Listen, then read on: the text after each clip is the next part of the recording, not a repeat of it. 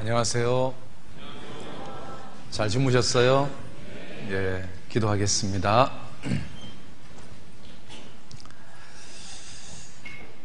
아버지 하나님, 영원히 지옥 갈 수밖에 없는 죄인을 구원해 주셔서 주님의 은혜에 참으로 감사를 드립니다.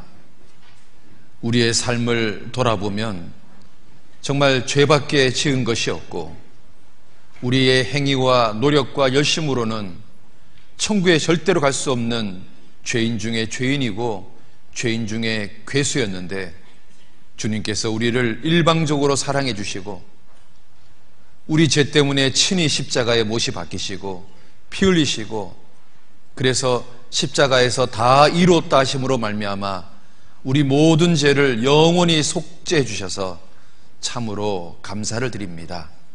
이제 이 남은 생에 어떻게 사는 것이 이 은혜에 보답하는 삶인지, 어떻게 사는 것이 우리 주님을 기쁘시게 하는 삶인지 깨닫게 해주셔서 남은 생에도 이 은혜에 보답하는 생애가 될 수 있도록 도와주시옵소서. 오늘은 주일 아침입니다. 여러 가지 사정과 형편 때문에 이 거룩한 교제에 참여하지 못한 지체들이 있다면 주님 그들을 긍휼히 여겨 주셔서 다음에는 꼭 나올 수 있는 여건과 형편과 믿음을 허락해 주시옵소서. 오늘도 주님께만 온전히 의탁을 드립니다. 예수님 이름으로 기도드렸습니다. 아멘. 신약성경 로마서 7장 25절입니다. 로마서 7장 25절 찾으셨으면 같이 읽어보도록 하겠습니다. 우리 주 예수 그리스도로 말미암아 하나님께 감사하리로다. 그런즉 내 자신이 마음으로는 하나님의 법을 육신으로는 죄의 법을 섬기노라. 예. 여기 한번 보시죠. 여러분 만약에 있잖아요. 만약에 천국 가기 위해서 100점이 필요하다. 그러면 지금까지 나의 노력은 한 몇 점쯤 될까요? 천국 가기 위해서 100점이 필요하다면 지금까지 나의 노력은 한 몇 점쯤 될까요? 1, 2, 3문단 몇 점쯤 될까요? 갑자기 또 겸손 모드로 나가시네요. 제가 수양회 때 어떤 자매님이 저에게 와서 제가 이제 다음 일정 때문에 시간이 한 3, 40분밖에 없는데 이제 자기 친정 엄마를 잠깐이라도 좀 상담을 해달라는 거에서 제가 시간이 얼마 없습니다 그랬더니 뭘 부탁하시냐면 자기 친정 엄마가 구원인지 아닌지 좀 그것만이라도 좀 상담해 달라는 거예요. 그래서 아니 친정 어머니가 어떠신데요? 그랬더니 우리 교회를 24년째 들었대요. 그런데 본인 교회를 다니고 계신대요. 그런데 정답을 물어보면 정말 앵무새처럼 대답을 잘하는데 뭔가 안 통한대요. 뭔가 이상하대요. 그래서 어떻게 보면 구원받은 것 같고 어떻게 보면 구원 안 받은 것 같고 헷갈려 죽겠대요. 그래서 목사님 우리 어머니 정말 구원인지 아닌지 그것만이라 좀 알아봐 달라고 부탁을 하는 거예요. 그래서 제가 이제 그 어머니를 이렇게 만났어요. 권사님이시더라고요. 그래서 권사님하고 이제 일반적인 질문을 탁 던지니까요. 정말 앵무새처럼 정답을 자자자자자 얘기하는 거예요. 그래서 제가 이분한테는 정답을 물어보면 안 되겠다. 커브로 물어봐야 돼. 커브. 돌려서 물어봐야 되겠다. 그래서 이제 이렇게 물어봤어요. 권사님, 천국 가기 위해서는 100점이 필요한데 권사님의 지금까지 노력은 몇 점쯤 되세요? 하고 물었어요. 그때 이분이 처음 듣는 질문이잖아요. 그게 갑자기 고민을 하시는 거예요. 그러더니만 제 눈치를 살짝 보면서 뭐라고 말하냐면 30점? 그러는 거예요. 그래서 아니 권사님 지금까지 교회를 한 번도 안 빠졌다면서요. 그렇지. 새벽기도 철학기도 한 번도 안 빠졌다면서요. 그렇지. 11조 꼬박꼬박 했다면서요. 그렇지. 그런데 30점밖에 안 돼요. 그랬더니 이분이 뭐라고 말하냐면 사실은 7, 80점 하려고 그랬대요. 그런데 자기가 80점이라고 말하면 목사님이 나를 교만하다고 말할까봐 자기가 점수를 확 깎아서 30점이라고 얘기했대요. 그러니까 이분 본인 점수는 몇 점인 거예요? 80점인 거예요. 그래서 제가 그러면 권사님 80점이면 아직도 20점이 부족하잖아요. 이거 어떻게 해요? 그랬더니 이분이 뭐라고 하는지 아세요? 아니, 목사가 돼서 그것도 몰라? 그러니까 열심히 해야지. 열심히 드디어 본색이 딱 드러난 거예요. 그래서 제가 권사님한테 권사님 구원 아니에요? 그랬더니 갑자기 화를 내는 거예요. 왜 내가 구원이 아니야? 권사님, 지금까지 나의 노력은 빵점이에요. 빵점. 그랬더니 갑자기 더 화를 내는 거예요. 왜 내가 빵점이야? 내가 이렇게 열심히 살았는데 왜 내가 빵점이야? 그래서 권사님한테 그랬어요. 권사님, 우리는 죄씨고 죄나무잖아요. 그렇지. 그러면 죄나무에는 죄만 열려요? 의로운 게 열려요? 이분이 이걸 또 고민하시더라고요. 아니, 권사님, 사과나무에는 사과만 열려요? 가끔 가다가 배도 열려요? 그랬더니 말이라고 해? 사과나무에는 사과만 열리지 어떻게 사과나무에 배가 열려? 그렇죠. 그러면 배나무에는 배만 열려요? 아니면 가끔 가다가 미친 듯이 사과가 열려요? 그랬더니 아니, 말 같은 소리를 하라고. 사과나무에는 사과 열리고 배나무에는 배가 열리지. 그러면 권사님, 죄나무에는 뭐만 열려요? 그랬더니 그럼 죄나무에는 죄만 열리지. 그러면 죄나무에는 의로운 게 가끔 가다 열릴까요? 안 열릴까요? 안 열리네. 그럼 몇 점이에요? 빵점이네. 빵점이네. 권사님, 십계명 지킨 거 있어요? 없어요? 이분이 이제 하도 들은 게 많으니까 십계명은 지키라고 준 게 아니라 죄를 깨달으라고 준 거잖아. 우리가 십계명 못 지키잖아. 그러면 십계명 하나도 못 지켰으니까 몇 점이에요? 빵점이네. 빵점이네. 권사님, 지옥 가는 제 8가지가 있지 않습니까? 이 8가지 중에서 지킨 거 있어요? 없어요? 이분이 들은 게 많아요. 그러니까 없지. 그럼 몇 점이에요? 빵점이네. 그러면 토탈 몇 점이에요? 빵점이네. 그러니까 이분이 더 화를 내는 거예요. 그러면 천국 갈 사람 하나도 없겠네. 그러면 누가 천국 간단 말이야? 하고 또 화를 내는 거예요. 권사님, 그래서 예수님이 오셨잖아요. 예수님이 십자가에서 다 이루셨잖아요. 예수님 십자가에서 다 이뤘으니까 몇 점인 거예요? 100점이잖아요. 100점. 그런데 예수님이 이 100점을 누구한테 주냐면 자기가 빵점이라고 고백하는 사람한테 공짜로 주는데 이것을 은혜라고 그러는 거예요. 그래서 구원은 은혜로 받는 거예요. 천국은 은혜로 가는 거예요. 여러분, 그렇습니다. 하나님은 어떤 사람한테 이 100점짜리 은혜를 주시냐면 자기가 빵점이라고 고백하는 사람, 자기가 정말 죄인이라고 고백하는 사람, 자기 죄를 자기는 도저히 해결할 수 없는 나의 삶을 돌아보면 나는 여전히 죄인 중에 죄인이고 죄인의 괴수고 나는 빵점짜리라고 고백하는 사람, 하나님은 그런 사람에게 구원의 선물을 주시는 거예요. 예수님은요, 이 100점을 만들기 위해서 십자가에 죽으신 거예요. 그 끔찍한 고난을 받으신 거예요. 예수님이 그 엄청난 고난을 받으셔서 만들었던 이 100점을 감히 이 빵점짜리한테 공짜로 주시는 거, 이걸 은혜라 그래요. 구원은 은혜로 받는 거예요. 주님이 나를 정말 사랑해서 말이에요. 여러분, 구원은 은혜로 가는 거예요. 그런데 하나님이요, 이 은혜를 누구에게 주시냐면 자기가 빵점이라고 고백하는 사람에게 주시는 거예요. 왜 세상 교인들이요 구원이 잘 안 되는 줄 아세요? 왜 머릿속으로 답만 하는 줄 아세요? 자기가요 하나님 앞에서 빵점짜리라는 것이 돼본 적이 없는 거예요. 어떤 사람은 30점, 어떤 사람은 50점, 어떤 사람은 80점.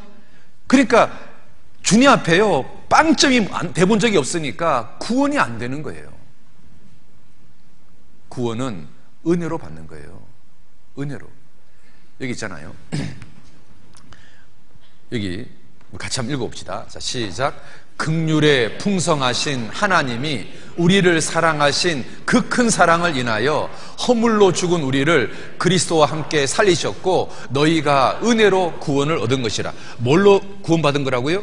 은혜로 구원을 얻은 거예요. 공짜로 구원을 얻는 거예요. 나는 빵점짜리인데 주님의 은혜로 말미암아 이 빵점짜리가 감히 100점짜리가 된 거, 이게 복음인 거예요. 내 삶을 돌아보면 나는 철저하게 빵점인데 주님의 은혜로 말미암아 감히 내가 100점이 되었다고 고백하는 거, 이게 구원인 거예요. 그런데 주님이 나한테 이 기가 막힌 은혜를 주신 이유가 뭐냐? 그 큰 사랑, 그 정말 큰 사랑 때문에 나한테 공짜로 주신 거예요. 그래서 내가 구원을 받은 거예요. 이게 복음인 거예요. 여러분 있잖아요, 하나님 앞에서 빵점이 돼야 구원을 받는 거예요. 그런데 많은 기독교인들이 하나님 앞에서 빵점이 돼본 적이 없는 거예요. 왜 율법이 지키는 게 아니라 죄를 깨닫는 거냐면, 율법이라는 거울 앞에 서봐야 내가 빵점짜리라는 것을 알게 되는 거예요. 우리 근본이 죄씨라는 것을 깨달아야, 아, 나는 죄씨구나, 나는 죄나무구나, 나는 평생 동안 죄만 열리는 사람이구나, 그러니까 나는 하나님 앞에서 빵점짜리구나. 여러분, 내가 죄씨라는 것이 깨달아져야 주님 앞에요 빵점짜리라는 것을 고백하는 거예요. 자신이요 빵점짜리인 게 깨달아져야 구원이 되는 거예요. 여러분 있잖아요, 많은 사람들이요 열심으로 천국 가는 줄 착각하는 거예요. 같이 한번 읽어봅시다. 내가 증거하노니 저희가 하나님께 열심히 있으나 지식을 쫓은 것이 아니라 하나님의 의를 모르고 자기 의를 세우려고 힘써 하나님의 의를 복종치 아니하였느니라. 여러분 있잖아요, 자기가 뭘 하는 것은 열심이고 자기 의예요. 이걸로 천국 가는 게 아니에요. 하나님의 의, 예수님이 십자가에서 다 해주신 거, 그 하나님의 의로 천국 가는 거예요. 구원은 열심으로 가는 게 아니에요. 자기 의로 가는 게 아니에요. 하나님의 의로 가는 거예요. 그래서 있잖아요, 열심, 자기 의, 이것은 천국 가는 길이 아니에요. 하나님의 의, 지식으로 천국 가는 건데, 이 하나님의 의가 어디에 있냐면 성경에 나와 있어요. 그래서 진리를 알지니 진리가 너희를 자유케 하리라, 이렇게 되어 있는 거예요. 하나님의 의, 지식 말이에요. 그걸로 천국 가는 거예요. 여러분 있잖아요, 성경에 이렇게 되어 있습니다. 같이 읽읍시다. 양털과 배실로 섞어 짠 것을 잊지 말지니라. 여러분, 양털은 예수님 공로고 배실은 인간의 노력인 거예요. 여러분, 구원은 혼방옷이 아니에요. 구원은 100% 양털 옷이 구원인 거예요. 많은 사람들은 있잖아요, 구원의 옷이 혼방옷이라고 생각하는 거예요. 혼방옷은 구원의 옷이 아니에요. 인간의 노력과 예수님의 공로가 적절하게 섞여진 게 구원의 옷이라고 생각하는데, 그건 절대 구원의 옷이 못 돼요. 구원의 옷은 양털 100%예요. 예수님 공로 100%예요. 인간의 노력을요 0.00001%라도 섞으면 그거는 구원이 아니에요. 그는 성경적인 구원이 아니에요. 여러분이 입고 있는 예복이 0.001%라도 인간의 노력이 들어간 예복을 입고 있다면 여러분 절대 천국에 들어갈 수가 없어요. 여러분이 입는 예복이 100% 양털, 100% 예수님의 공로로 된 예복을 입는 자만 천국에 들어가는 거예요. 양털과 배실로 섞어 짠 것을 잊지 말지니라. 여러분 있잖아요, 인간은 4가지 유형이 있어요. 알몸은 뭐냐면 무신론자예요. 아예 관심도 없는 사람, 자기가 알몸으로 살아도 창피한 것도 모르는 사람, 그 사람들은 우리 시대의 무신론자들이에요. 그리고요, 나뭇잎옷을 입은 사람, 이 사람은요 선행과 수행으로 자기 부끄러운 것을 가리려는 사람, 우리 시대로 말하면 불교 신자쯤 돼요. 그리고 혼방옷을 입은 사람, 양털과 배실을 섞어 짠 것을 입는 사람, 이것은 우리 시대에 거듭나지 못한 기독교인들이에요. 그리고 가죽옷을 입은 사람, 짐승을 대신 죽여서 만든 옷을 입은 사람, 이게 구원의 옷이에요.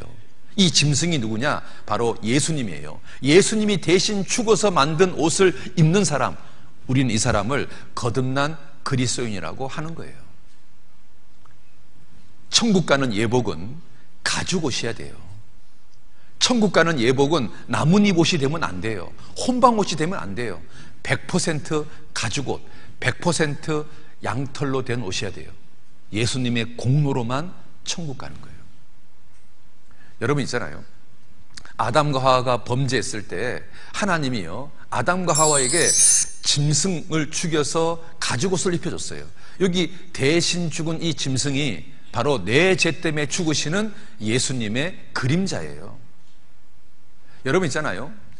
그 위인 있잖아요. 위인할 때 이 위자가요. 다른 가죽에다가 사람 인자를 합친 게 훌륭하다 할 때 위인을 말하는 거예요. 그러니까 다른 가죽을 뒤집어 쓴 사람이 하나님 보실 때 훌륭한 사람인 거예요. 위인인 거예요.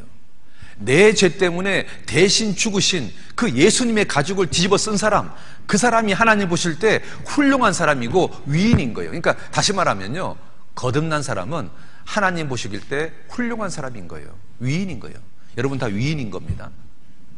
훌륭하신 분들인 거예요. 그래서 하나님 자녀답게 살아야 되는 거예요.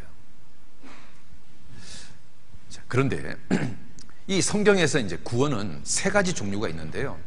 영혼 구원은 뭐냐면 천국 갈 수 있는 자격을 얻었다, 또는 하나님의 자녀로 탄생했다, 이런 말이에요.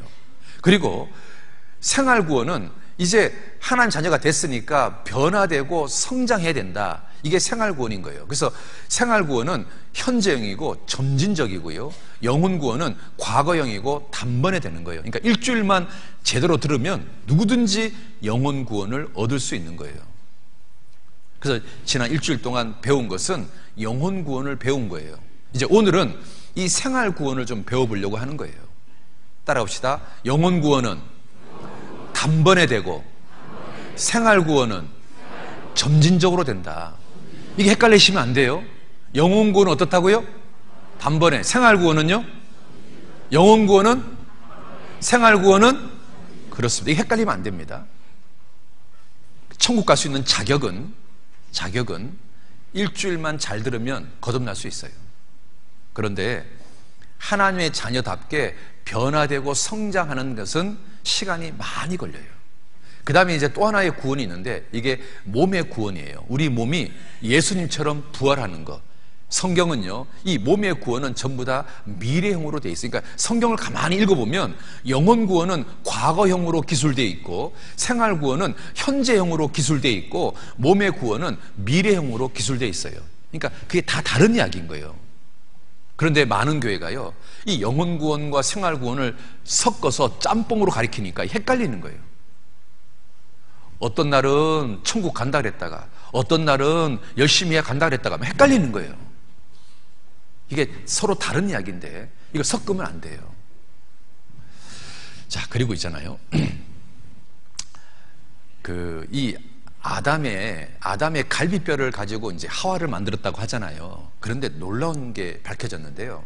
인간의 뼈 중에서 인간의 뼈가 206개가 있는데 갈비뼈는 24개인데요. 다른 뼈들은요, 자라지 않는데 갈비뼈는 잘라내면 다시 자란대요. 다른 뼈는 잘라내면 절대 안 자란대요. 그런데 갈비뼈는 잘라내면 다시 자란대요. 그러니까 하나님이요, 아담의 갈비뼈를 취해서 하와를 만들었으면 아담의 이 갈비뼈가 다시 자랄까 안 자랄까요? 자라겠죠. 그러니까 하나님이요, 정말로 이런 것까지 염두에 두고 디테일하게 만든 거예요. 그런데 이 아담이 하와를 만드는 이 과정 속에 예수님하고 나하고의 관계가 들어있어요. 자, 보세요. 아담이 깊이 잠들게 하셔서 하와를 만들었어요. 이 말은 예수님이 십자가에 죽으신 것에 대한 그림자예요. 그리고 아담의 갈빗대를 끄집어내서 하와를 만든 것은 예수님 옆구리에 창이 찔리는 것의 그림자예요. 그리고 아담의 희생으로 하와가 만들어진 것처럼 예수님의 희생으로 그리스도인들이 탄생을 한 거예요. 그리고 이 아담은 희생으로 만들어진 하와를 자기 아내로 삼았어요. 마찬가지로 예수님은 자기 희생으로 거듭난 성도를 주님의 아내로 삼은 거예요. 놀랍게도 아담과 예수, 하와 성도의 관계가 놀랍게 딱 맞아요. 그래서 우리가 거듭나면 신분이 뭐가 되는 거냐면 예수님의 아내가 되는 거예요. 그래서 성경은 이렇게 돼 있어요. 같이 봅시다. 내가 내게 장가들어 영원히 살되 의와 공병됨과 은총과 긍휼 여김으로 내게 장가들며 진실함으로 내게 장가들리니 내가 여호와를 알리라. 우리가 주님의 사랑을 받아들였다, 이 말은 예수님의 프로포즈를 받아들인 거예요. 주님의 아내가 된 거예요. 그러면 이제 예수님하고 나하고는 부부 사이인 거예요. 여러분 있잖아요, 예수님이 우리를 왜 구원시켰을까요? 첫 번째는 부부 사이답게 서로 교제하고 사귀고 사랑을 나누는 사이가 되기를 원하시는 거예요. 그래서 사랑의 짝으로서 동행하고 사귀기를 원해서 우리를 구원시킨 거예요. 여러분, 남녀가 결혼하는 이유가 뭐예요? 따로 살려고 결혼하는 거예요? 같이 살려고 결혼하는 거예요? 같이 살려고 결혼하는 거잖아요. 주님이 우리를 구원시켜서 주님의 아내로 삼으신 것은 주님하고 나하고 동행하고 교제하고 사귀고 정말 부부처럼 살기를 원해서 나를 구원시킨 거예요. 그러니까요, 이제 거룩을 유지해야만 부부 생활이 가능해져요. 그런데 이 거룩을 유지하는 방법은 말씀과 기도와 교제 속에서 주님하고 부부 생활이 되는 거예요. 거룩이 유지가 되는 거예요. 두 번째, 우리를 구원시킨 이유는 전도하라고 우리를 구원시킨 거예요. 네 가족, 이웃, 만민에게 복음을 전파하라고 우리를 구원시킨 거예요. 그러니까 주님 우리를 구원시킨 큰 이유가, 하나는 동행하고 사귀려고, 또 하나는 전도하라고 우리를 구원시킨 거예요. 자, 그런데 이제 문제는요, 이겁니다. 주님의 아내답게 좀 거룩하게 살고 싶은데 이게 잘 안 돼요. 왜 잘 안 되냐면 우리 마음속에 두 가지 마음이 있는 거예요. 아까 읽었던 본문처럼 마음으로는 하나님의 법을 섬기는데 또 육신이 죄의 법을 섬기는, 그러니까 우리 마음속에 두 종류의 마음이 있는 거예요. 그래서 이 두 종류가 서로 싸우는 거예요. 자, 박수 3번, 2번, 1번. 옆 사람 눈 한번 봐봐요. 옆 사람 눈이 반짝반짝 빛나나 안 빛나나. 예.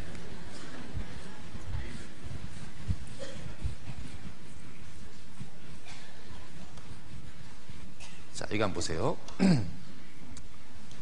우리 마음속에는요, 우리 마음속에는 원래부터 태어날 때부터 가지고 있는 거 있잖아요. 죄 기질, 예, 죄성이라는 게 있습니다. 죄성이라는 게.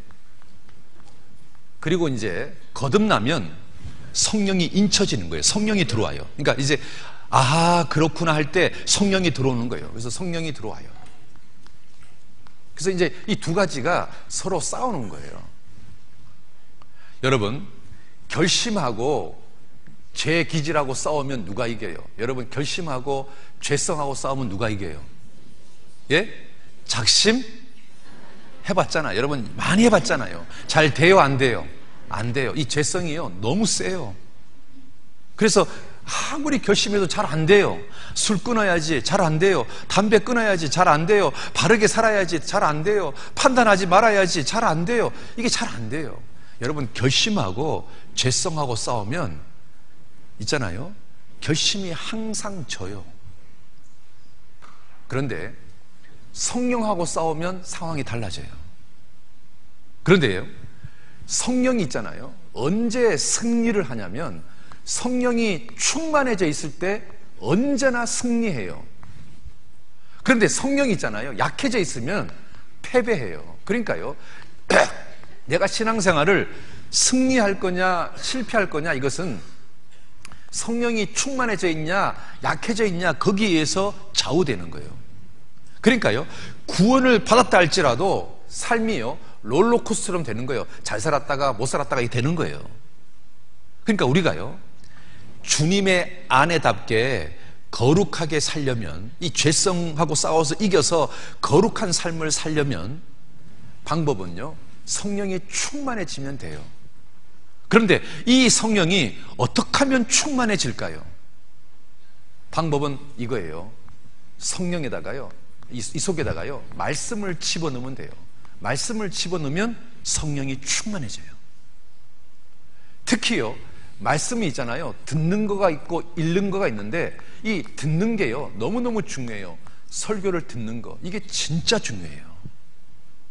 내가 주일 설교를 어떤 태도로 듣느냐에 의해서 삶 자체가요, 완전히 바뀔 수가 있어요. 여러분 있잖아요. 이거 한번 보세요. 성령이 약해지면 죄 기질이요, 나를 끌고 가요. 그래서 있잖아요, 밑으로 내려가요. 내려가 두더지같이 이렇게 되는 거예요. 그런데 성령이 충만해져 있으면 이 성령이요, 죄 기질을 사로잡고 올라가는 거예요. 그래서 올라가 독수리같이 이렇게 되는 거예요. 그래서 우리가요, 말씀이 내 마음속에 들어올 때 우리가 깨끗한 삶이 되는 거예요. 같이 읽어봅시다. 시작. 청년이 무엇으로 그 행실을 깨끗게 하리이까? 주의 말씀을 따라 삼갈 것이니이다. 내가 주께 범죄치 아니하리 하여 주의 말씀을 내 마음에 두었나이다. 자, 우리가요, 깨끗하게 살 수 있는 비결은 말씀이 있잖아요, 마음속에 들어와야 돼요. 그런데 많은 사람이요, 설교를 들으면 이쪽 귀로 듣고 이쪽 귀로 나가요. 이 말씀이요, 마음속으로 내려오지를 않는 거예요. 여러분, 어떻게 하면 이 말씀이요, 마음속에 내려올까요? 여러분, 자 보세요. 이 사람, 이게 귀고요, 이게 마음입니다. 보통 사람들은 말씀을 들으면 이쪽 귀로 듣고 이쪽 귀로 나가요. 근데 이 말씀이 어떻게 하면 이 마음속으로 내려올까요? 마음속으로 내려와야 이 말씀이 나를 깨끗하게 만드는 건데, 어떻게 하면 이 말씀이 마음으로 내려올까요? 설교를 들을 때 한쪽 귀를 닫고 들을까요? 어떻게 해야 이 말씀이 마음으로 내려올까요? 이 말씀은 살았고 운동력이 있습니다. 이 말씀은 우주 만물을 창조했습니다. 이 말씀은 뭐든지 가능합니다. 여러분, 이 말씀이 마음속으로 내려오면 이 말씀이요, 성령을 충만하게 만들고 죄기질을 사로잡을 수 있습니다. 어떻게 해야 이 말씀이 마음으로 내려올까요? 말씀을 듣는 태도가 바뀌잖아요. 그러면 이 말씀이요, 마음속에 내려와요.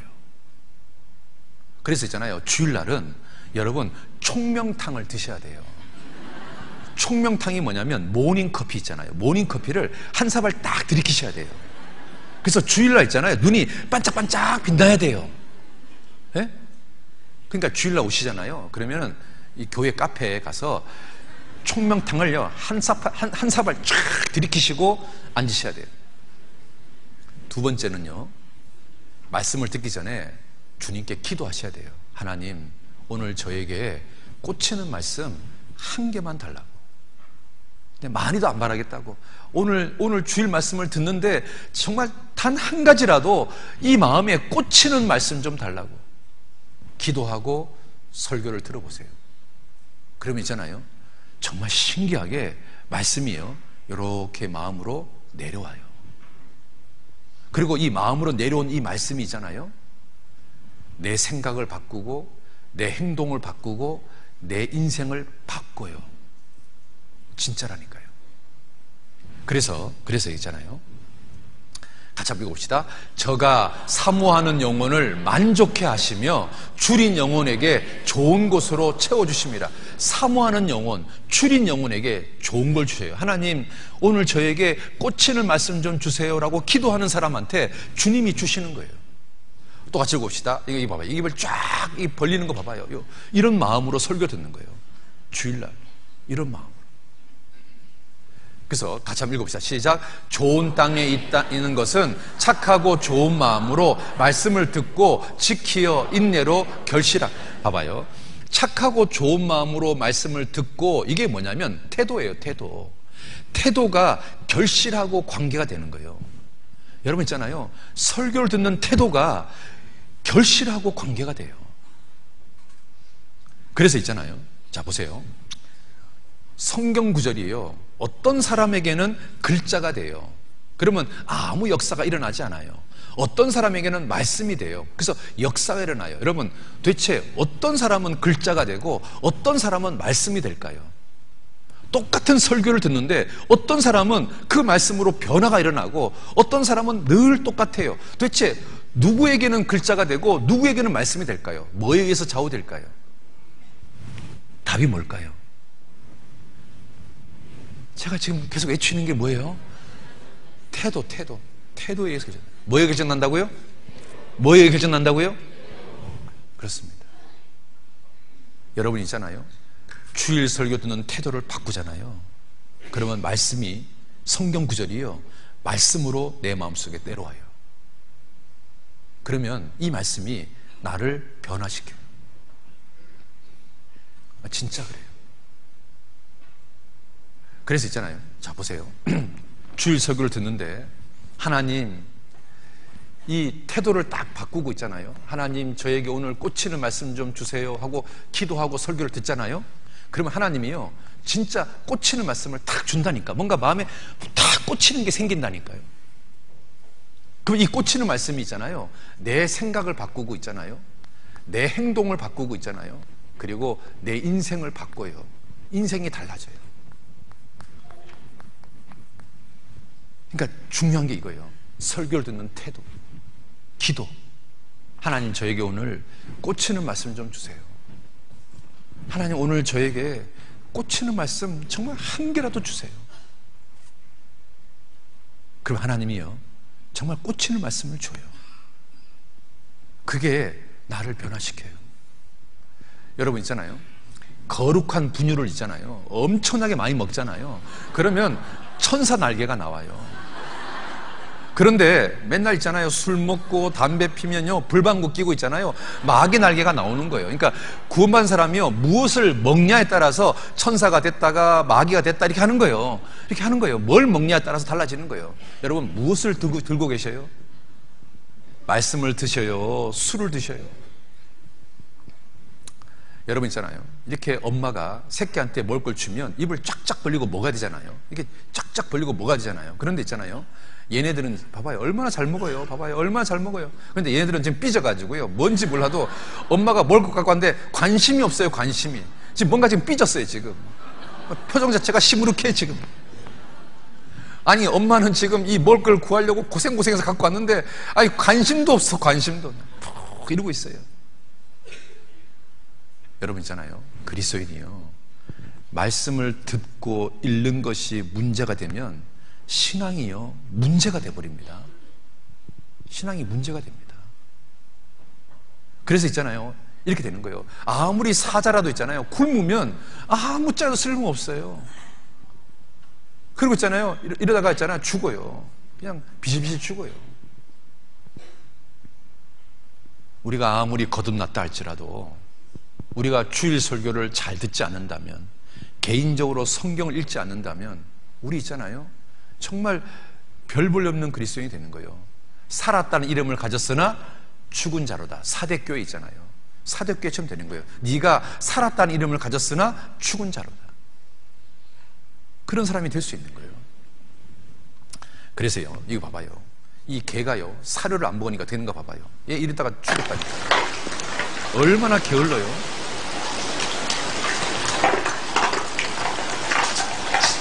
여러분 있잖아요, 이러면 안 되는 거예요. 그리고 있잖아요, 우리가 이 말씀을 듣고 말씀을 읽는 것이 얼마나 유익이 되는지 제가 몇 가지 알려드릴게요. 이 말씀이 내 인생에서 얼마나 유익이 되는지. 자, 첫 번째는요, 말씀을 마음판에 새기는 사람에게 하나님과 사람 앞에서 은총과 귀중 여김을 주겠다고 약속하고 있어요. 같이 읽읍시다. 자, 시작. 인자와 진리로 내게서 떠나지 않게 하고 그것을 내 목에 매며 내 마음판에 새기라.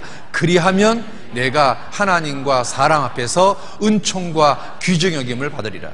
말씀을 마음판에 새기라. 그리하면, 봐요, A 하라. 그리하면 B 하리라. 그러면 자, 보세요. A는 사람이 할 일이에요. 내가 할 일이에요. B 하리라는 하나님 하실 일이에요. 그러니까 내 할 일을 하면 하나님 할 일도 하겠다는 거예요. 네가 먼저 말씀을 마음판에 한번 새겨봐라. 그리하면 내가 너를 하나님과 사람 앞에서 은총과 귀중행을 받게 하리라 약속하고 있어요. 말씀이 얼마나 유익이 되냐면 하나님과 사람 앞에서 은총과 귀중행을 받는 사람이 되는 거예요. 여러분, 말씀 좀 가까이 해보세요. 주일 설교를 듣는 거, 수요 설교를 듣는 거, 개인적으로 성경을 읽는 거, 묵상하는 거, 이거 한번 가까이 해보셔요. 그래서 있잖아요, 주일날 있잖아요, 주일날 음악 감상하듯이 있잖아요. 이렇게 팔짱 탁 끼고 있잖아요. 눈 지그시 감고 있으면 이거 있잖아요. 그 사람은 인생의 비전이 아무것도 없어요. 진짜라니까요. 여러분, 만병의 근원이 스트레스입니다. 요즘 있잖아요. 병원에 가면 의사들이 뭐라고 하는지 아세요? 아이고 선생님, 나 위가 아파 죽겠어요. 그런데 사진 찍어보면 아무 문제가 없거든요. 그럼 뭐라 그럴까요? 스트레스입니다 그래요. 아이고 대장이 막 아파 죽겠어요. 그러면 의사가 뭐라 그럴까요? 스트레스입니다. 아이고 선생님, 머리가 아파 죽겠어요. 뭐라 그래요? 스트레스입니다. 좀 의사하기 편해요. 뭐라고 말하면 돼요? 스트레스입니다. 사실은 있잖아요. 엑스레이를 찍어보고 CT를 찍어봐도 뭔가 문제가 없는데 자기는 죽겠어요. 그러니까요, 요즘 의사들이요, 스트레스라고 얘기하는 게 되게 많아요. 요즘 만병의 근원이 스트레스예요. 그런데 스트레스를 많이 받잖아요. 그러면 이 세포에 수명하고 연관되어 있는 텔로미어라는 게 점점 짧아진대요. 그래서 스트레스를 많이 받으면 노화가 급진되고요, 수명이 단축이 돼요. 그래서 이거 봐봐요. 만병의 근원이 스트레스인데, 스트레스가 증가되면 텔로미어라는 수명 유전자가 짧아진대요. 근데 스트레스를 해결하는 방법은 마음을 즐겁게 하고 평안하게 하는 건데, 무엇으로 마음을 즐겁게 하고 평안하게 하냐면 말씀이 마음을 평강하게 하고 즐겁게 하는 거예요. 그러니까 말씀이 있잖아요, 최고 좋은 양약이에요. 자 보세요. 내가 너 때문에 늙는다, 늙어, 이게 진짜라는 거예요. 스트레스를 받으면 사람이요, 노화가 급진된대요. 여기 보면 이 세포 속에 이 노란 거 있잖아요. 이 노란 게 텔로미어라는 거예요. 그러니까 스트레스를 많이 받으면 이 텔로미어가 점점 짧아지는 거예요. 그래서 노화가 급진되거나 또는 빨리 늙거나 그렇게 되는 거예요. 자, 그런데 이 스트레스를 해결하는 방법이요, 하나님 말씀이 마음을 기쁘게 해요. 여호와의 말씀이 내 마음을 즐겁게 해요. 그러니까 마음의 즐거움이 양약이 되는 거예요. 그런데 마음의 즐거움이 양약이 되는데 뭐가 마음을 즐겁게 하는 거냐면 말씀이 마음을 즐겁게 하는 거예요. 그러니까 말씀이 마음을 즐겁게 하면 양약이 되니까 건강해지는 거예요. 여러분 있잖아요, 건강해지는 거예요. 노화가 멈춰지는 거예요. 예? 방부제 인간이 되는 거예요. 그래서 자 보세요. 성경에요, 내 말에 주의하고 내 길에 귀를 기울여라. 그러면 온 육체가 건강해집니다. 이게 과학적으로 진짜다 그 말이에요. 사람의 건강해지려면 말씀을 가까이 했을 때 건강해지는 거예요. 왜? 이 말씀이 내 마음에 평강을 주고 이 말씀이 내 마음에 기쁨을 주고, 그러니까 있잖아요, 스트레스가 감소가 되는 거예요. 그러니까 노화가 멈춰지고 수명이 연장이 되는 거예요. 우리 말씀을 가까이 해보셔요. 여러분 있잖아요, 이 물에다가 가끔 예뻐 그러면요 흐릿한 육각형이 되는데, 자주 예쁘다 그러고 말하면요 완벽한 육각형이 돼요. 그런데 이 물에다가 방치하면 이렇게 되고요, 망할롱 그러면요 물이 망해져요. 그러니까요, 시집을 다시 가고 싶으신 분, 장가를 다시 가고 싶은 분은 여러분 배우자한테 이렇게 얘기하세요. 망할. 여러분, 그런데 이 배우자하고 정말 오래오래 행복하게 살기를 원한다면 배우자를 칭찬해주고 위로해주고 그렇게 하세요. 그리고 있잖아요, 또 하나는요, 이 말씀이요 영혼을 소성케 하고, 이 말씀이 사람을 지혜롭게 하고, 이 말씀이 마음을 기쁘게 하고, 이 말씀이 눈을 밝게 하는데요, 그런데 이 쥐를 실험했더니 쥐가요 스트레스를 안 받으면 기억세포가 정상적으로 있는데, 스트레스를 받으면요 이 기억세포가 죽어버린다는 거예요. 이 보세요, 스트레스를 받자 뇌 세포가 죽는데요. 그러니까요, 여러분 자녀들이 공부를 잘하게 하려면 여러분 자녀들을요 이렇게 좀 격려해주고 위로해주고 이렇게 해야 되는 건데, 여러분 자녀를 갖다가 막 쥐듯이 하잖아요. 그러면 여러분 자녀의 이 기억세포가 죽어서요 가뜩이나 머리 나쁜 애가 더 머리 나빠지는 거예요. 그러니까 공부가 더 안 되는 거예요. 자, 그리고 있잖아요. 여러분, 이게 수학 공식인데 이거 살면서 필요해요, 안 필요해요? 예? 안 필요해요. 우리가 인생을 살아보니까 학교 다닐 때 배웠던 수학 공식, 영어 단어가 살면서 필요해요, 안 필요해요? 안 필요해요. 안 필요해요. 인생을 살면서 정말 필요한 것은 지식이 아니라 지혜예요. 근데 이 지혜는 어디서 오는 걸까요? 하나님 말씀을 가까이 해야 지혜가 생겨요. 그래서요, 우리가 같이 한번 읽어봅시다. 자, 시작. 세상 사람들은 지식으로 일하지만 그리스도인들은 지혜로 일한다. 그렇습니다. 우리 그리스도인들이요, 세상에서 거룩하게 살고 구별되게 살면서도 내가 세상에서 승리할 수 있으려면 우리는요, 지혜로 이겨야 되는 거예요. 내가 세상 사람들하고 지혜로 이겨야만 우리가 세상에서 살아남을 수 있어요. 근데 그 지혜는 말씀을 가까이 하는 사람에게 하나님이 주시는 거예요. 우리가요, 지혜로 일할 때 세상을 이길 수 있는 거예요. 우리 지식으로 이기는 거 아니에요. 지혜로 이기는 거예요. 그래서 우리가 성경을 정말, 그리고요, 스펄전 목사가 이런 말 했습니다. 너무 많이 읽어 달아서 낡은 성경책을 소유한 사람은 결코 무너져 내리지 않는다. 여러분, 서재에 이런 성경책이 몇 권은 있어야 돼요. 평생 읽어서, 너무 읽어서 달아진 성경책, 나의 손때가 묻어있는 성경책. 여러분이요, 여러분 자손들한테 유산으로 넘겨주는 게 그런 거 넘겨줘야 되는 거예요. 얘야, 애비가 평생 동안 읽었던 성경책이다.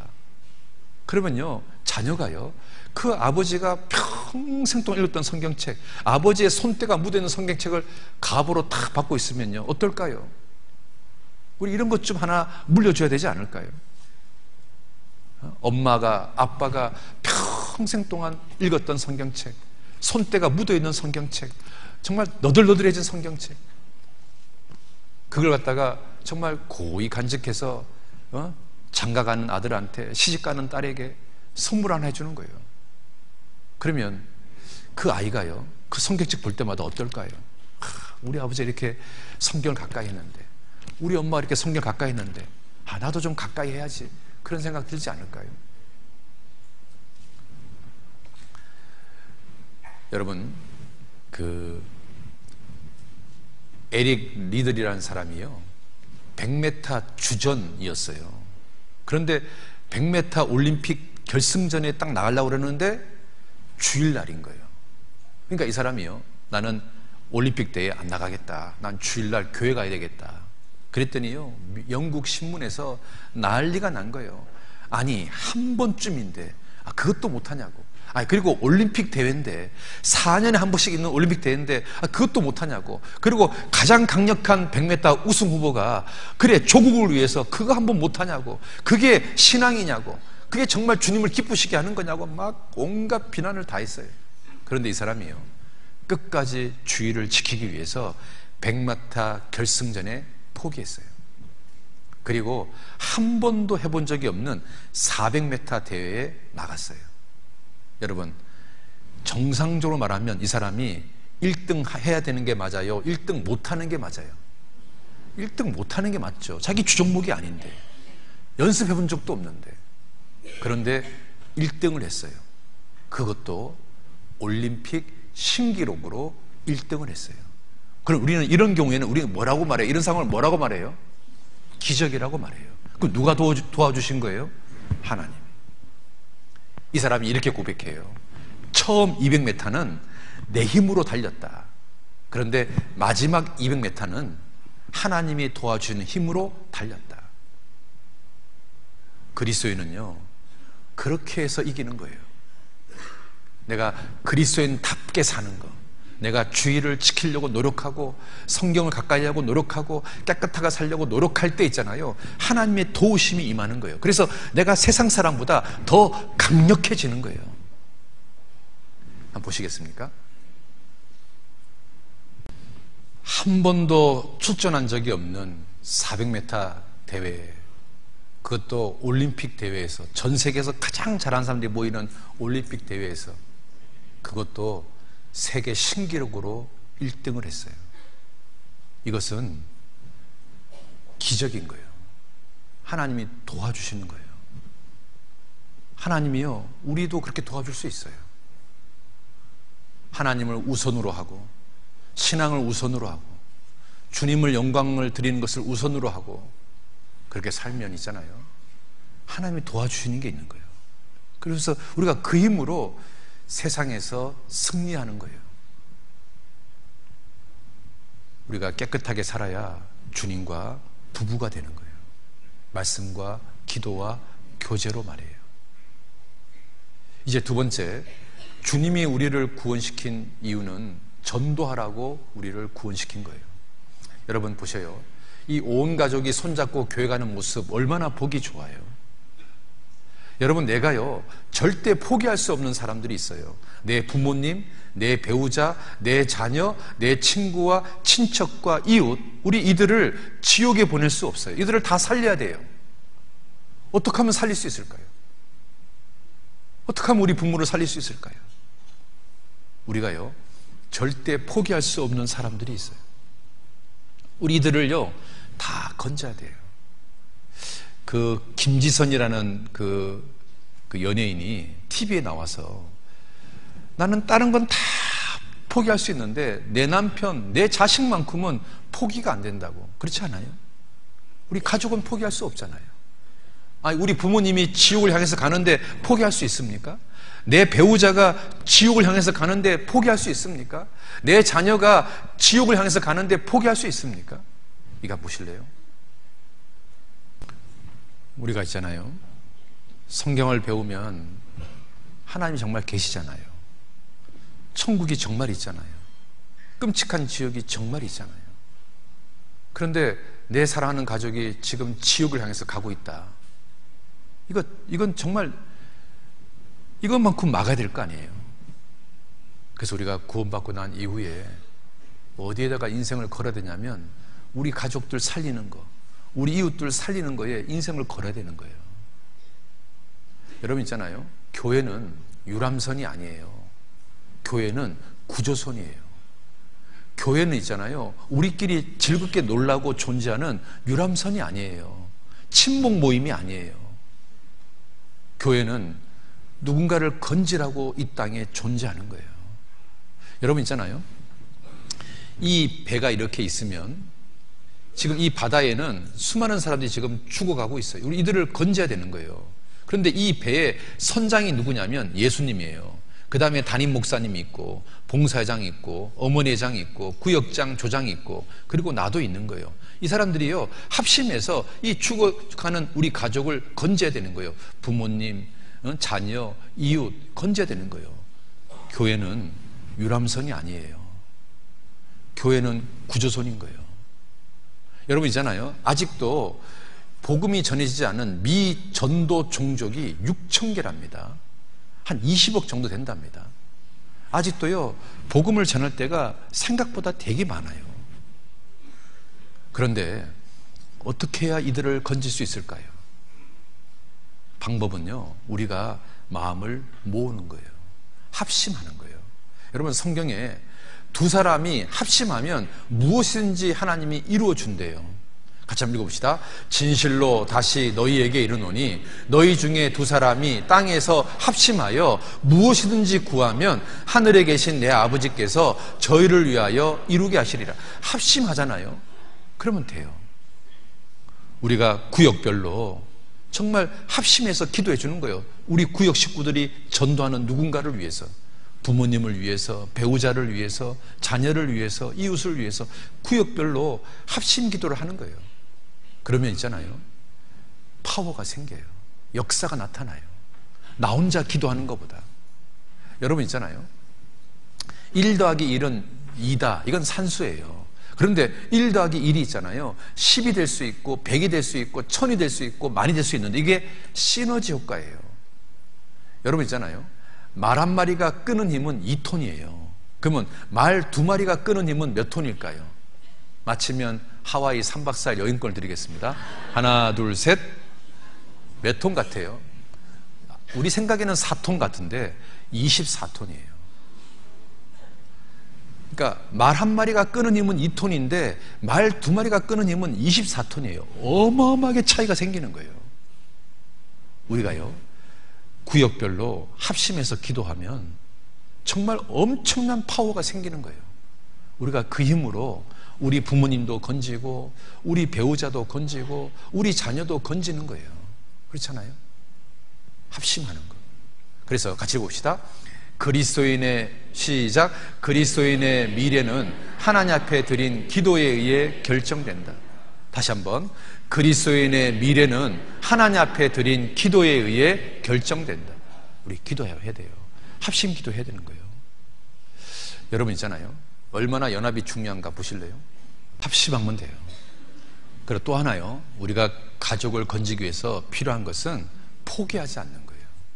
여러분, 포기는 배추 셀 때만 필요한 거예요.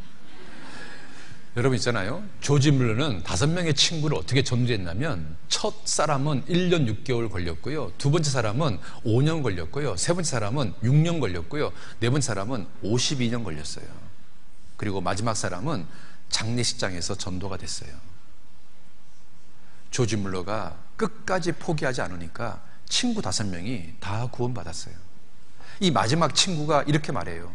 조지 뮬러 목사의 기도는 다 응답되었습니다. 저는 그 기도의 최후 응답입니다. 당신의 모든 기도도 포기하지 않는다면, 끈질기게 기도한다면 다 응답됩니다. 그렇습니다. 우리가 포기하지 않으면, 여러분 있잖아요, 포기하지 않으면 됩니다. 여러분, 전도를 이행시를 한번 지어봅시다. 여러분 한번 전 한번 해보십시오. 전하지 않으면 도저히 견딜 수가 없습니다. 주님의 사랑, 주님의 마음을 알기에. 자, 제가 거꾸로 해볼게요. 이제 제가 전할 테니까 여러분 해보세요. 전, 도. 진짜입니까? 그렇습니까? 그래요? 몇 명뿐밖에 없네. 진짜 그래요? 이제 한 10% 됐네요. 자, 우리가 선을 행하되 낙심하지 말지니 피곤하지 않으면, 포기하지 않으면 때가 이름에 거두리라. 포기하지 않으면 됩니다. 우리가 포기 안 하면 하나님께서요, 때가 됐을 때 반드시 살려줍니다. 내가 포기하지 않으면. 정말 제가 광주에 있으면서요, 저분은 진짜 구원이 안 될 거라고 생각했어요. 이분은 어떻게 처녀가 애를 놓냐고, 어떻게 마리아가 예수를 놓냐고. 그러니까 전도 집회를 매일 듣는데도 안 됩니다. 그런데 갑자기 중병에 걸렸어요. 병원에 입원을 했어요. 자기가 중병이 걸리고 죽을 거라는 것이 임박해지니까 그 강팍한 마음이요, 싹 무너지는 거예요. 그리고 구원을 받는 거예요. 여러분 있잖아요, 정말 하나님께서요, 우리가 포기하지 않으면 하나님이요, 어떻게든지 구원시켜 줍니다.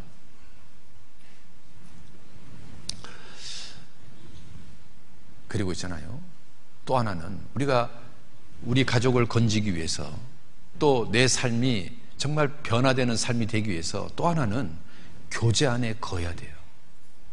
예수님이 포도나무고 나는 가지예요. 그러면 가지는요, 나무에 붙어 있으면 열매가 생기는 거예요.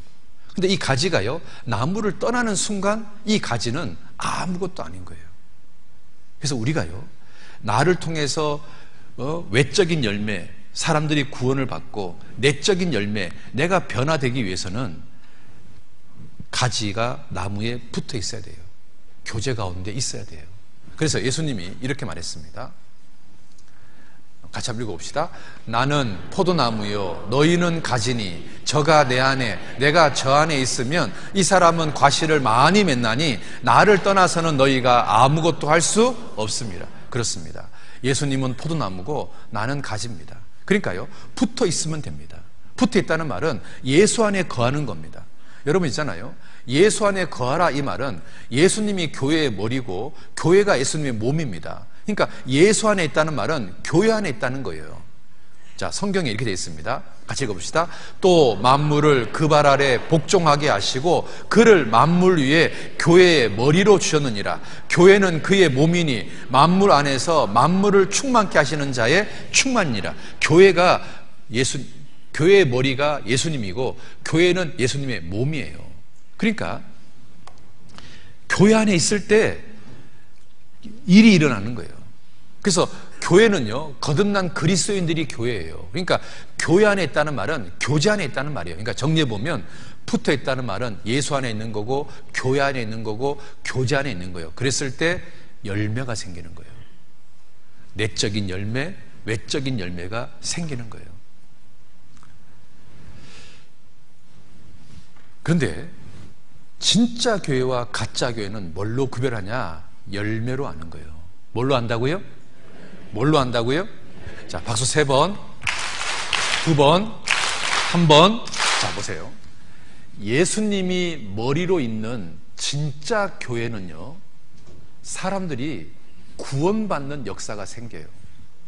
그런데 예수님이 없는 가짜 교회는 사람들이 구원받는 사람들이 생기는 게 아니라 그냥 기독교인 생기는 거예요. 기독교인, 그냥 종교인, 실컷 믿고 지옥 가는 기독교인 만드는 거예요. 예수님이 함께하는 교회는 거듭난 그리스도인을 만들어내는 거예요. 정말 천국 가는 그리스도인. 그런데 이걸 갖다가요, 좀 예를 한번 들어볼게요. 예수님을 수탉이라 해봅시다. 그리고 교회를요, 암탉이라 해봅시다. 여러분, 수탉하고 암탉이 있을 때는 어떤 결함이 나와요? 유정란이 나와요. 유정란은요, 품으면 삐약이 나오는 거예요. 그런데 수탉이 없이 암탉만 있으면 뭐만 나올까요? 무정란이 나와요. 아무리 품어도 삐약이 안 돼요. 그러니까 예수님이 있는 교회는 사람들을 거듭나게 한다니까요. 여러분, 이렇게 일주일 말씀을 듣고 내가 거듭났다. 왜 그럴까요? 목사가 설교를 잘해서 안 그래요. 이 교회 안에 주님이 계시기 때문에, 주님이 역사하시기 때문에 사람들이 거듭나는 거예요. 그러니까 이 교회가 진짜 교회인지 가짜 교회인지 뭘로 아냐면, 뭘로 아는 거라고요? 열매로 안다고. 뭘로 안다고요? 뭘로 안다고요? 뭘로 안다고요? 어떤 열매예요? 사람들이 정말로 거듭나는 열매, 사람들이 정말로 변화되는 열매, 그리고 나를 통해서 가족들이 전도가 되는 열매, 그 열매로 아는 거예요. 여러분 있잖아요, 가짜 교회는 죄를 심상하게 고쳐줘요. 기껏해야 원죄만 사했다, 과거죄만 사했다 가르쳐요. 그리고 거듭난 이후에 삶의 변화가 없는 교회, 그리고 전도의 열매가 없는 교회, 이거 가짜 교회예요. 그런데 진짜 교회는요, 사람을 확실하게 거듭나게 해줘요. 그리고 삶을 변화시켜줘요. 그리고 전도가 돼요. 이게 진짜 교회예요. 열매로 하는 거예요. 여러분 있잖아요, 진짜 교회에 있어야 내 가족이 구원받는 거예요. 내 삶이 변화되는 거예요. 집 가까운 교회 좋은 교회 아니에요. 설교 시간 짧은 교회 좋은 교회 아니에요. 죄송합니다.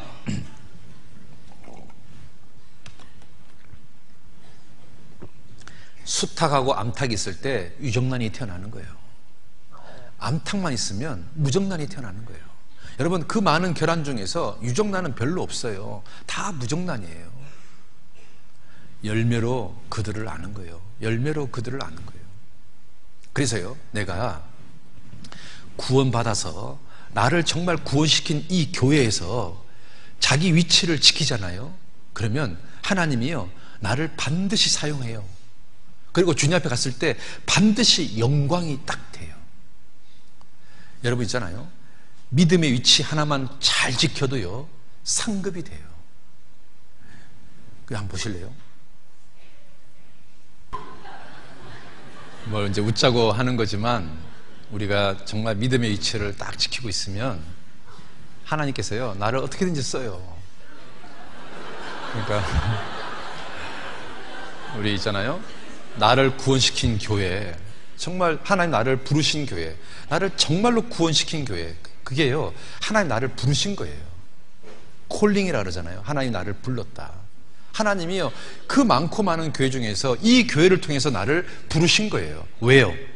이 교회에 내가 할 역할이 있기 때문에 그래요. 주님이 그 많고 많은 교회 중에서 이 교회를 통해서 나를 거듭나게 했다. 하나님 나를 불렀다. 그러면 이 교회에 내 역할이 필요한 거예요. 그래서 나를 구원시킨 교회에 거기서 자기 위치를 지키잖아요. 그러면 하나님이요, 나를 정말 귀하게 사용할 거예요. 그런데 위치를 망각하고 이제 마음대로 살잖아요. 그러면요, 가나안 교인이 돼요. 여러분, 가나안 교인이 뭔지 아세요? 여러분, 가나안을 거꾸로 해봐요. 예? 안 나가 교인이 되는 거예요. 안 나가 교인. 그래서 이제 실족하는 사람이 되는 거예요.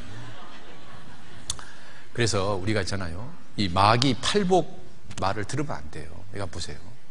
혹시 이 말에 좀 찔리는 거 없으세요? 여러분, 거듭나면 하나님 편이 돼야 돼요? 마귀 편이 돼야 돼요? 근데 왠지 지금 마귀가 말하는 거하고 나하고 좀 뭔가 연관이 되는 분 혹시 계세요? 그러면 우리 이번에 고쳐야 됩니다. 여러분, 삶을 고쳐야 됩니다. 이 임팔라라는 게요, 짝짓기가 되면 수컷끼리 싸웁니다. 암컷을 차지하기 위해서. 그러면 수컷끼리 싸울 때 누가 제일 좋아할까요? 사자가 제일 좋아합니다. 왜냐하면 그때 임팔라를 잡아먹거든요. 여러분, 교인들이 서로 싸우면 누가 제일 좋아할까요? 마귀가 제일 좋아합니다. 왜? 그러면 교회가요, 전도가 안 되니까요. 그래서 이거 한번 보셔요. 정글에서 임팔라가 짝짓기를 할 때 뿔 부딪히는 소리가 들릴 때 가장 기뻐하는 존재는 사자입니다. 왜? 그날 임팔라를 사냥하는 날이거든요. 그런데 교회에서 서로 싸우는 소리가 들릴 때 가장 기뻐하는 존재는 마귀입니다. 왜? 그날 전도의 문이 닫히고 실족하는 성도가 생기기 때문에 그래요. 보시겠습니까? 답이 되는 거예요. 우리 교회가요, 서로 사랑하면서 살아야 되는 거예요. 자, 박수 3번. 이제 우리가 구원받았다는 것이 신앙이 이제 시작하는 거예요. 진짜 신앙생활의 시작은 거듭날부터 시작하는 거예요. 그러면 이제 이 신앙생활을 시작하면 이제 끝까지 완주를 해야 돼요. 완주를 해야 정말 의의 면류관이 나를 예비하고 있는 거예요. 그런데 이 신앙생활을 완주하는 게요, 쉽지가 않아요.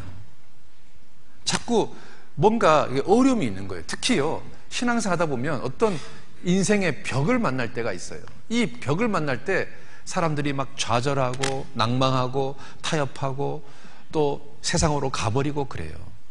그래서 이 벽을 넘는 방법을, 비결을 배우면 한번 이 벽을 넘어보잖아요. 그러면 또 다른 벽은 또 넘을 수가 있는 거예요. 그러면 우리가 완주할 수가 있거든요. 이 인생의 벽을 넘는 비결이 뭐냐면 하나님을 바라보는 거예요. 그리고 하나님께 기도하는 거예요. 그리고 성경을 읽는 거예요. 그럼 하나님이요, 나에게 말씀을 주셔요.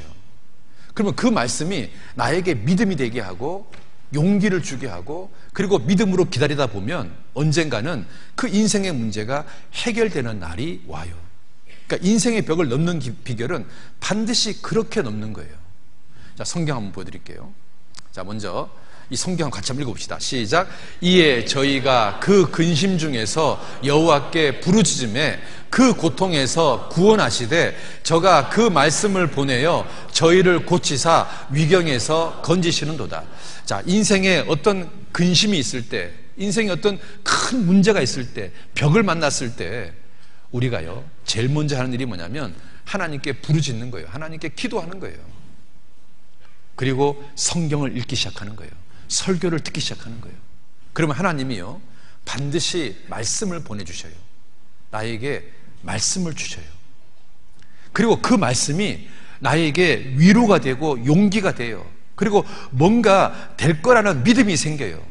그리고 그 믿음으로 기다리다 보면 놀라운 일이 생기는데요, 그 문제가 해결되는 날이 와요. 마음도 고치고 문제가 해결되는 날이 와요. 이렇게 인생의 벽을 넘는 거예요. 그래서 정리해보면 이래요. 인생의 장벽을 만났을 때 첫 번째, 주님께 기도하자. 따라합시다. 기도하자. 뭐하자? 뭐하자? 기도하자. 두 번째는 성경을 읽자. 뭐라고요? 성경을 읽자. 설교를 듣자. 그러면 하나님이 뭘 주실까요? 말씀을 주셔요. 뭘 주신다고요? 말씀을 주셔요. 그럼 이 하나님 주신 이 말씀은요, 첫 번째, 내 마음에 위로가 되고 용기가 되고 믿음이 생겨요. 아, 되겠다라는 믿음이 생겨요. 그리고 이 믿음으로 기다리다 보면 문제가 해결되는 날이 와요. 반드시 이렇게 돼요. 반드시 그래요. 로라 윌킨슨이라는 여자가 다이빙 선수인데요, 훈련을 하다가 그만 다리를 다쳤어요. 여러분, 다이빙 선수가 다리를 다치면 다이빙 해요, 못해요? 못하잖아요. 보통 사람 같으면 포기하고 말았을 텐데 로라 윌킨슨은 치료를 받는 과정 속에서 성경을 읽고 기도를 계속했어요. 그런데 하나님이 로라 윌킨슨에게 말씀을 주셔요. 어떤 말씀을 주셨냐면 이런 말씀을 주셨어요. 제가 보여드릴게요. 같이 한번 읽어봅시다. 내게 능력 주시는 자 안에서 내가 모든 것을 할 수 있느니라. 로라 윌킨슨이 이 말씀을 하나님께 받았어요. 그러니까 로라 윌킨슨이요, 마음의 위로가 되고 용기가 되고 믿음이 생기는 거예요. 아, 이 병이 낫겠다. 그래서 이 말씀 붙잡고 계속 치료를 받다가 드디어 몸이 좋아졌어요. 그리고 다이빙 대회에 나갔어요. 올림픽 대회에 나갔어요. 그런데 다이빙 하기 전에 이 말씀을 외우고 다이빙을 하는 거예요. 그런데 어떤 일이 벌어진 줄 아십니까?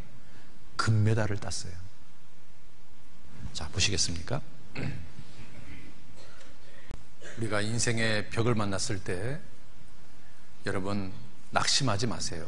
하나님께 부르짖어 보세요. 기도해 보세요. 하나님이 말씀을 보내주실 겁니다. 그리고 여러분의 마음을 고쳐주실 겁니다. 그리고 인생의 그 벽을 해결해 주실 겁니다. 이렇게 이 벽을 넘는 겁니다.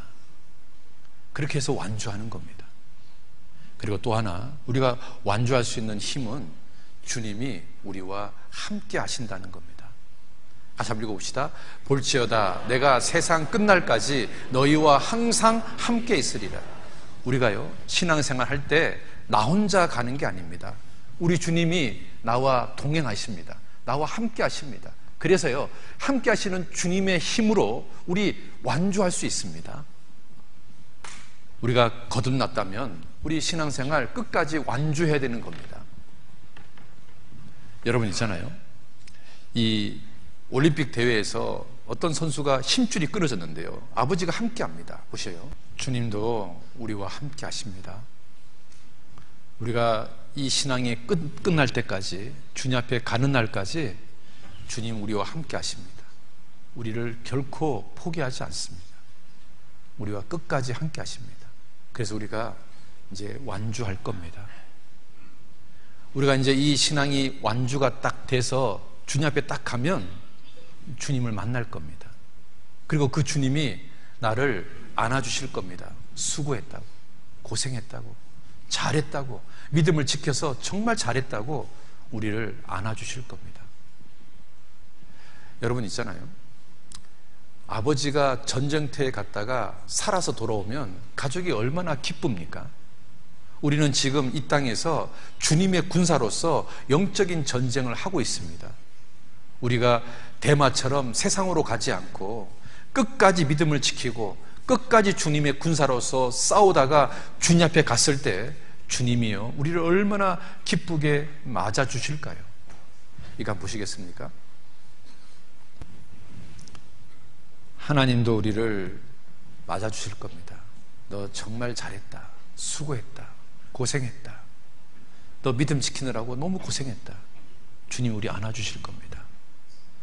우리 그때까지 믿음을 지켜야 되는 겁니다. 우리가 지금 이 세상에서는 성경 말씀으로 귀로만 주님을 듣습니다. 그런데 우리 죽음 건너편에 가면 이제 주님을 귀로만 듣는 게 아니라 우리 주님을 눈으로 보게 될 겁니다. 여러분, 앞이 안 보이는 애들이요, 이제까지 귀로만 엄마 아빠를 들었습니다. 애기야, 엄마야, 아빠야. 그런데 얘가요, 안경을 딱 써주니까요, 그 음성으로 들었던 엄마 아빠를 자기 눈으로 직접 보게 됩니다. 이때 이 아이들의 반응이 어떤지 아세요? 너무너무 좋아합니다.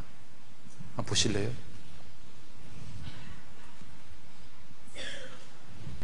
여러분, 엄마 아빠를 귀로만 듣다가 자기 눈으로 엄마 아빠를 봤을 때 이 애가요, 얼마나 좋아할까요? 우리가 주님을 귀로만 듣고 있습니다. 지금은 우리는 말씀으로만 주님을 지금 만나고 있습니다. 그런데 죽음 건너편에 가면 우리 그 주님을 직접 만나게 될 겁니다. 그리고 그 주님이 우리를 안아주실 겁니다. 너 정말 잘했다. 수고했다. 너 믿음을 지켜서 정말 잘했다. 우리가요, 신앙을 완주하는데 어려움이 있습니다. 힘든 것도 있습니다. 유혹도 있고 핍박도 있고, 정말 어떨 때는 신앙도 때려치고 싶고 세상으로 가고 싶은 그런 마음도 많이 생깁니다. 또 누가 꼴보기 싫어서, 나를 미워하는 누구 때문에, 뭐 어떤 일 때문에 우리는 대마처럼 세상으로 가고 싶은 그런 충동을 느낄 때가 많습니다. 그런데 우리가 그거 다 참고 견디고 우리가 완주했을 때 주님이요, 우리를 얼마나 대견스럽게 안아주실까요? 너 정말 잘했다. 너 정말 수고했다. 우리가요, 그날까지 우리 믿음을 지켰으면 좋겠습니다. 우리 디모데후서 한번 보겠습니다. 디모데후서 4장 7절 8절 같이 한번 읽어보겠습니다. 내가 선한 싸움을 싸우고 나의 달려갈 길을 마치고 믿음을 지켰으니 이제 후로는 나를 위하여 의의 면류관이 예비되었으므로 주 곧 의로우신 재판장이 그날에 내게 주실 것이니 내게만 아니라 주의 나타나심을 사모하는 모든 자에게니라. 사도 바울처럼 나는 이제 믿음을 지켰다. 그리고 이 믿음을 지킨 사도 바울에게 의의 면류관이 예비된 것처럼 우리도 이 사도 바울처럼 주님, 저도 믿음을 지켰습니다. 물론 중간에 어려움도 있었고 힘든 일도 있었지만 주님, 저 끝까지 믿음을 지켰습니다. 우리 끝까지 완주하는 사람, 하나님은 그 사람에게 의의 면류관을 예비하실 겁니다. 그리고 그 사람을 안아주실 겁니다. 정말 잘했다고, 정말 수고했다고, 정말 고생했다고. 우리 그때까지 정말 믿음을 지켰으면 좋겠습니다. 완주했으면 좋겠습니다. 그래서 떳떳하게 주님을 만났으면 좋겠습니다. 저는 이런 생각해 봅니다. 주님이 공중 재림할 때 그날이 혹시 주일날은 아닐까? 그런데 주일날 설교를 듣다가 휴거된다면 얼마나 좋겠어요. 그런데 그 주일날 그 오전에 휴거되는 그 시간을, 그런 영광을 누리는 나라는 어떤 나라일까? 감히 대한민국이라고 생각해 봅니다. 왜냐하면 이 마지막 시대에 정말 이 대한민국이, 우리 교회가 복음을 위해서 얼마나 열심히 살고 있습니까? 여러분, 주일날 설교 듣고 있는데 휴거됐다. 얼마나 영광이 될까요? 얼마나 기쁘게 주님 만날 수 있을까요? 그렇잖아요? 우리 그때까지 참고 견뎠으면 좋겠습니다. 마지막 복음성가 같이 부르면서 마치겠습니다. 기도하겠습니다. 나를 구원시켜 주신 주님, 정말 남은 생애가 이 은혜에 보답하는 생애가 될 수 있도록 도와주시기를 원합니다.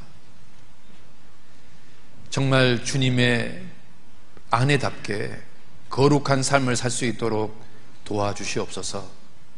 그리고 내 주변의 가족들, 이웃들에게 복음을 전하며 살 수 있도록 도와주시옵소서.